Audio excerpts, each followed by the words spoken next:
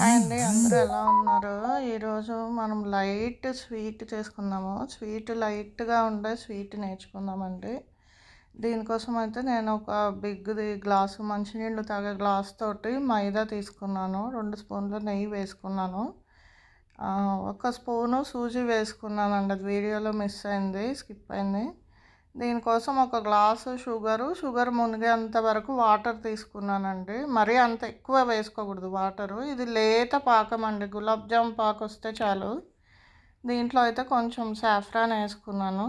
చూడండి, అలా లేత పాకు రావాలి. సాఫ్రాన్ వేసుకున్నాను, అది మంచి కలర్ వస్తుందండి సాఫ్రాన్ తోటి. నట్స్ కట్ చేసుకొని పెట్టుకోండి. ఈ పిండినైతే ఇలా చేసుకోవాలండి. చపాతీ పిండిలా చేసుకొని మీరు చిన్న చపాతీలా చేసుకొని దాన్ని చపాతీ షేప్ చేసుకొని ఫోర్క్ తోటి హోల్స్ పెట్టుకోండి. హోల్స్ పెట్టుకొని దీన్ని ఆయిల్లో వేసి డీప్ ఫ్రై చేయండి. అంతే అండి. డీప్ ఫ్రై చేసి దీన్ని పాకంలో వేయండి. చూడండి, ఆ విధంగా 2 వైపులా హోల్స్ పెట్టుకుంటేనే మీకు పాకం లోపలికి వెళ్తుందండి. చూడండి, కొంచెం స్లో ఫ్లేమ్లో డీప్ ఫ్రై చేయాలండి. బాగా కుక్ అయిన తర్వాత అప్పుడు పాకంలో వేసుకోవాలి.